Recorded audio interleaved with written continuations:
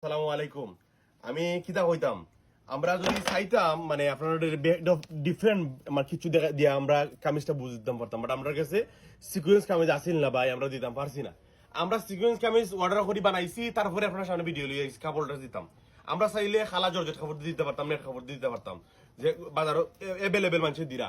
আমরা ইচ্ছা করি পাইছো আপনার ঠগানিতে আমরা সিকুয়েন্স কাপড়ের কামিজ এনেছি। সিকুয়েন্স সিকুয়েন্স বুঝরা তো আপনারা, যে জর্জেট কাপড় নাই। আমি এখন আপনার আমি দেখাই, এটা হলো কাপল ড্রেস।